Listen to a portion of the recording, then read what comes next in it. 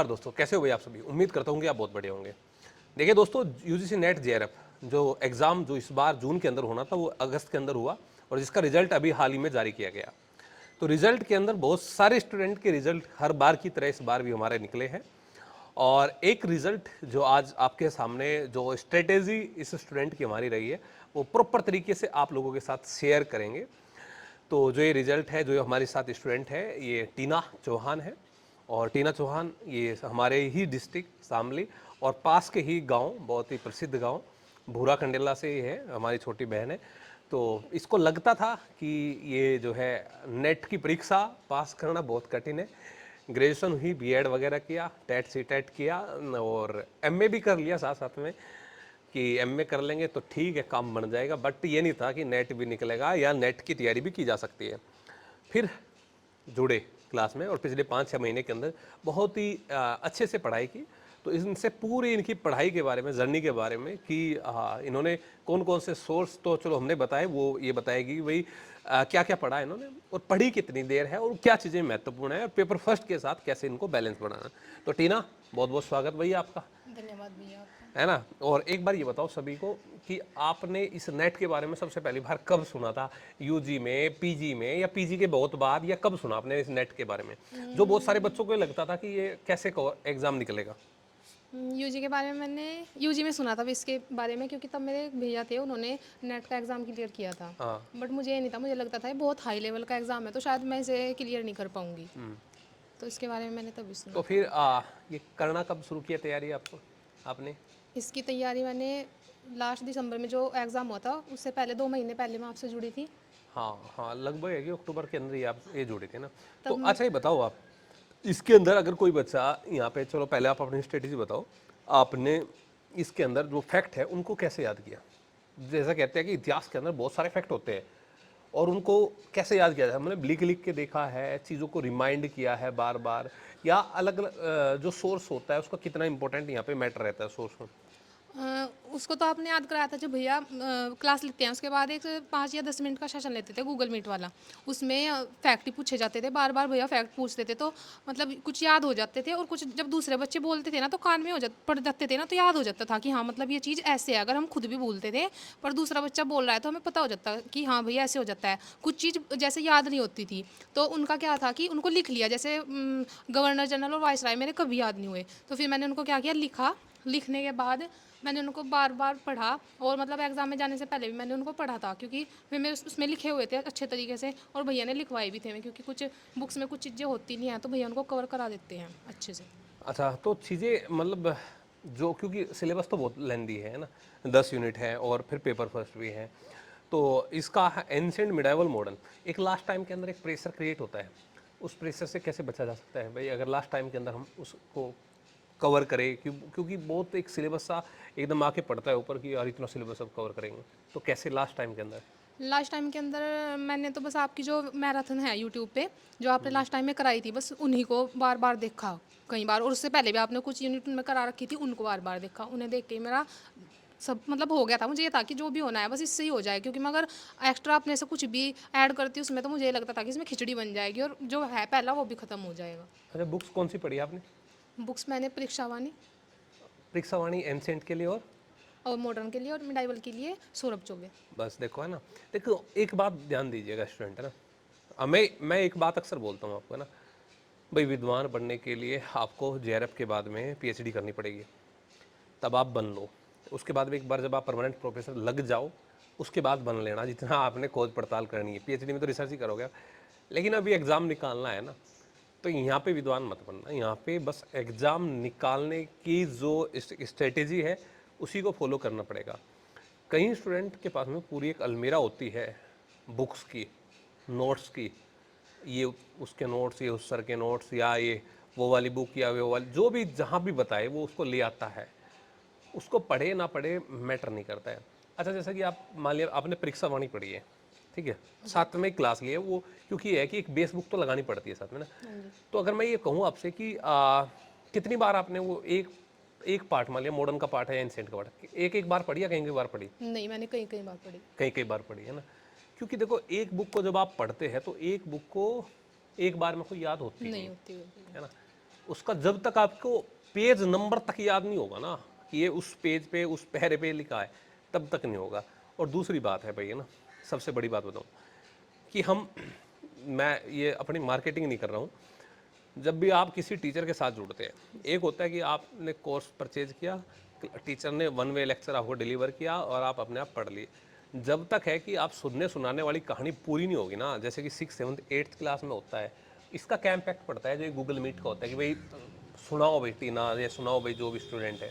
इसका इम्पैक्ट ये पड़ता है कि बंदे के अंदर डर होता है कि हाँ भैया किसी भी टाइम पूछ सकते हैं, भाई मुझे ये चीज़ याद करनी है बिल्कुल अच्छे से, और मेरा नंबर आ गया तो क्या होगा। फिर आप जब वहाँ डांट के कहते हो ना कि नहीं तू तू बता इस चीज़ को, ये है, तो ये होता है कि हाँ डांट पड़ेगी भाई। तो उस चीज़ का मतलब ये रहता है कि याद हो जाता है बार बार। उस चीज़ का सबसे ज़्यादा मुझे लगता है, मतलब मेरे लिए तो रहा इसका सबसे ज़्यादा बेनिफिट रहा कि ये बार बार सुनाने का, क्योंकि आप याद कर लो फिर वो दिमाग से निकल जाए उस चीज़ का क्या फ़ायदा। पर जब आपने उसको मतलब बार बार बार बार वो आपके सामने आता रहेगा, दिमाग में आता रहेगा, तो बहुत अच्छे से वो आपके बिल्कुल माइंड में सेट हो जाता कई है। बार तो सब कॉन्शियस माइंड, देखो मान लिया आपने सुना, दूसरे बच्चे सारे सुन रहे हैं, हाँ जी।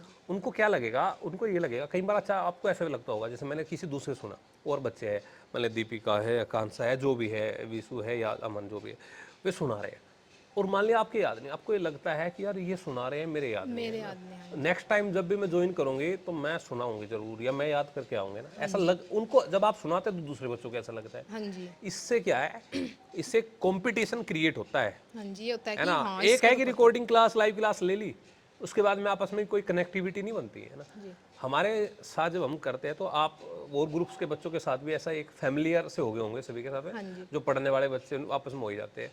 यही कारण है कि अगर हम इतने कम बच्चों में से अगर 30 35 40 बच्चों का रिजल्ट आ रहा है तो यही कारण बनता है।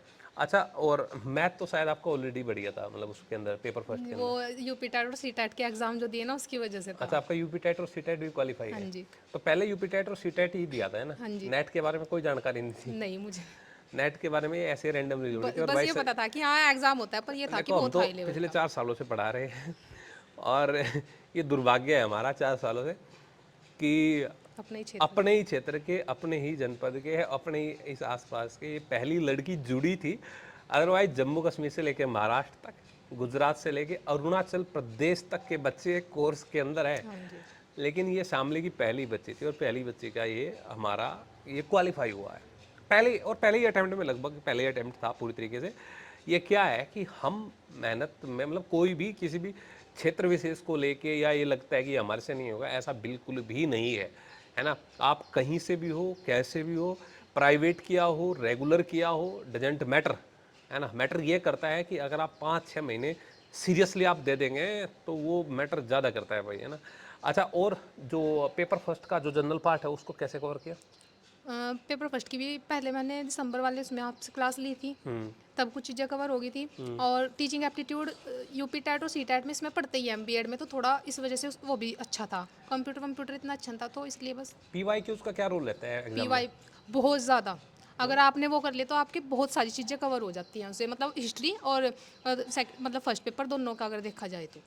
दोनों को ओवरऑल, हाँ है ना? जी। अगर मन से तसल्ली से पीवाई क्यू पे भी रिसर्च कर ली गई ना, पेपर फर्स्ट के तो विशेष तौर पे अगर हाँ आपने जी। पीवाई क्यू ही कर ले, इतने पेपर बनते हैं, हाँ जी। हर बार इतने सेट बनते हैं, अगर उन्हीं पे काम कर लिया, उसके साथ में थोड़ी थोड़ी थ्योरी पढ़ ली तो काम बन जाता है हाँ ना। जी। यही तो होता है शायद, है ना? अच्छा, कई बात क्या होता है, कई बार क्या होता है, टाइम मैनेजमेंट का क्या रहा आपका। टाइम मैनेजमेंट मतलब कैसा था, मतलब एग्जाम में टाइम कम तो नहीं पड़ता।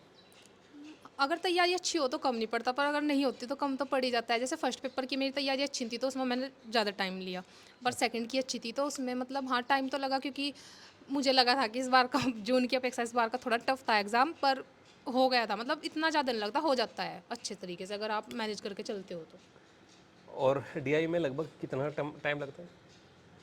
डीआई मेरा मेरा तो मतलब इजी था, बट कुछ बच्चे ऐसा कहते हैं कि उनका बहुत हार्ड आया था जो अदर सब्जेक्ट के हैं, और पर मेरा इजी था तो ठीक है, बस 10-15 मिनट ही लगी थी मुझे उसमें। 10-15 मिनट, यानी कि डीआई के अंदर किसी की बढ़िया प्रैक्टिस है तो 10 मिनट तो कम से कम उसकी भी लगती है। हमारा ऐसा डीआई आता है नेट के अंदर, हाँ जी। तो अदरवाइज कोई 15 भी लेता है, कोई 20 भी लेता है, और एनटीए भी उसको सबसे पहले रखता है हाँ जी। एग्जाम में।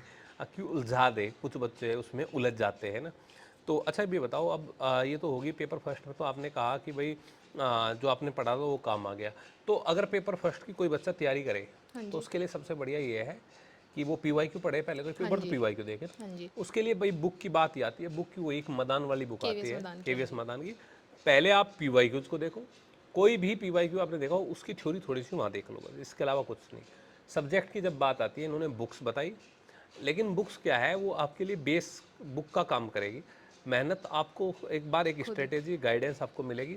अच्छा, ये जो इन्होंने बताया ये है ना, आप मान लिया किसी टीचर के साथ नहीं जुड़े हैं, लेकिन कहीं ना कहीं आपके साथ नोन में कोई ना कोई परिचय में होगा जो आपकी तैयारी कर रहा हो, उसके साथ आप ये सुनने सुनाने वाला काम हाँ जी। करेंगे तो तब भी फायदा मिलेगा। हाँ जी। मान लिया कोई बच्चा भी है आपके पास में, तो आप उसके साथ भी सुनने सुनाने का काम करते हैं, ले भी सुन मेरा है ना, वो हाँ आपका जी, सुनेगा। ये हुआ था जब लास्ट टाइम मैं मेरे साथ मतलब कुछ हो गया था ऐसा ही, फिर मैंने आपसे कहा था कि भाई मतलब मेरी तैयारी नहीं हो रही, तो आप बताओ कि मैं लास्ट टाइम में क्या करूँ। फिर भैया ने मुझे कहा था कि मैं तुझे रोज़ एक टॉपिक दिया करूँगा, तो उसे याद करना मतलब कि, और फिर मैं देखूंगा अगर मेरा टाइम लगेगा तो मैं सुन मैंने लूँगा। सुना भी रेगुलर कई क्लास में, कई बार तो सुना ना मैंने हाँ। कि और भाई भाई फटाफट बता, एक पूरा चैप्टर दिया इसको, मैंने की सुना। हाँ। देखो हम तो ये है कि चाहे हमारे पास में 200 बच्चे हैं क्लास में, चाहे 400 है चाहे 600 है, लेकिन जिस हमें लगता है अगर जो मेहनत कर रहा है हाँ तो जी। उसके साथ हम भी मेहनत करते हैं। और ऐसा आज तक तो हुआ नहीं पिछले 4 सालों में कि जिसको ये कहा कि तू मेहनत कर ले और हो जाएगा, और हुआ उसका ना हुआ हो। हाँ जी। एक आधे % में कोई ऐसा सीन रहा होगा, अदरवाइज हो ही जाता है। और जो भाई ये लापरवाही करता है, फीस देने वाले बहुत है कि फीस देते हैं दोबारा कभी क्लास ही नहीं, नहीं ये लेते। बात तो है। मतलब मेरा एग्ज़ाम होने के बाद मैंने भैया को कॉल नहीं किया कि मुझे लगा कि शायद नहीं होगा, बट भैया को तब भी विश्वास था कि नहीं होगा। मैं कह रहा हूँ ना, हो जाएगा, कोई दिक्कत नहीं है।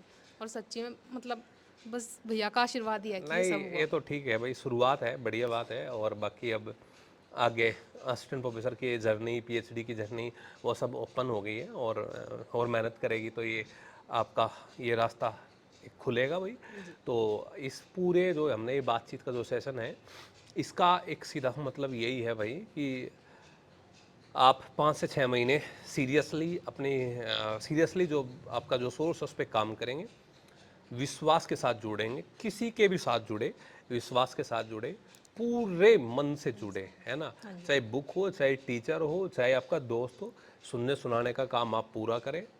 और बस लास्ट टाइम में रिवीजन बहुत मैटर मस्ट करता है। है, रिवीजन मस्ट है भाई। और रिवीजन आप करेंगे शानदार तरीके से, उसके बाद एग्जाम निकल जाएगा। कोई ऐसी दिक्कत समस्या वाली बात यहाँ पे नहीं है भाई, ठीक है। हाँ जी। तो ठीक है भाई। और टेस्ट सीरीज ज़रूर करते हाँ, रहें जो भी टेस्ट हैं। टेस्ट वाली ये बात बोल ली भाई, टेस्ट लगाओ जरूर ज़्यादा से ज़्यादा, बहुत है ज़्यादा ना। अच्छे क्वेश्चन होते हैं उनमें। हाँ, बाकी और सब ये है कि अगर आपने इन तीनों चारों बातों को फॉलो कर लिया तो मुझे लगता है कि फिर आपको यहाँ पे कोई समस्या यहाँ पे नहीं होगी भाई। धन्यवाद। धन्यवाद।